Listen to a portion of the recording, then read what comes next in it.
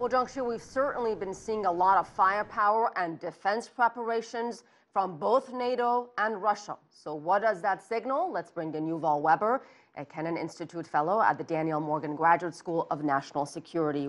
Yuval, welcome to our program. Thanks for having me. So certainly military drills are nothing new. Countries conduct them all the time. But the fact that this is NATO's biggest in decades, following Russia's biggest in a long time, besides sending a message to one another, what is the end game here, and how bad are really things between the two sides? So things are bad between the two sides, and the major sort of signal that's trying to be sent by NATO to Russia, and again, these are very big things, is that whereas previous exercises were about simulating things like the spillover of the Ukraine war into Poland or the invasion of the Baltic countries, what NATO is trying to say here is that they're ready to also defend Norway in case there was an Arctic invasion. And all of these in general are meant to say that NATO is ready for whatever sort of the Russians will throw at them. President Trump also threatening to withdraw from the INF treaty with Russia. The U.S. has been saying that Moscow has been violating this agreement for years, and even NATO chief Hans Stoltenberg agrees that Russia has not kept its side of the agreement. Sure.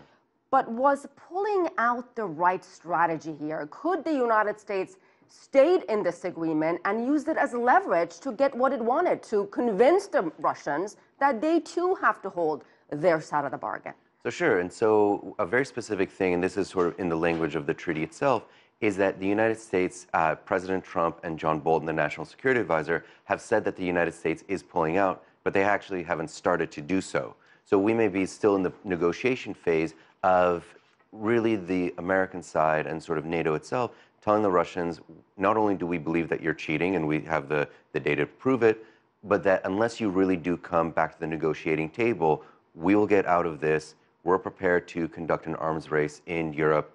And because China was outside of this particular treaty before, we're also going to use this opportunity to increase our military and nuclear missile presence in Asia Pacific.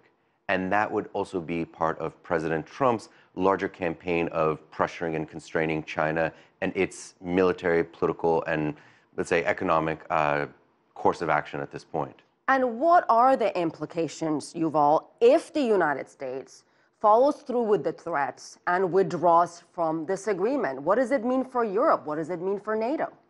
In probably the most direct thing that would happen is the United States would start preparing new nuclear missile systems. Well, that's horrible, isn't it? It's a lot of money. And one of the pieces of logic in the 1970s and 80s that the Soviets, it's still the Soviet Union at that point, that the Soviets and the Americans recognized is that both sides have enough nuclear missiles. There's not essentially, they don't need a third, fourth, fifth strike capability. And so what this will do is force both sides to spend a lot of money. But besides the money factor, the optics of it, I mean, we've already entered a new Cold War between these two countries.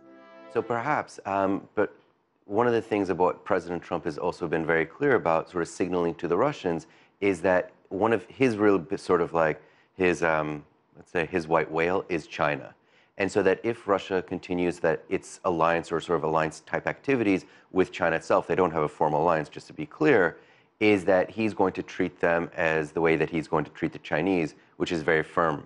And part of that is if Russia wants to engage in the sort of missile systems that is prohibited by the INF treaty and that they're going to cheat, that President Trump is also going to make sure that it will cost them in terms of actual money and cost them in terms of increasing their military preparedness at all moments, including not just missiles, but the Arctic, the Baltics, across Central and Eastern Europe, to make sure that Russia really is able to do all the things that they claim they will do against NATO and the United States. All right, we'll leave it there. Yuval Weber, certainly a fascinating conversation. So much at stake. Thank you. Thank you.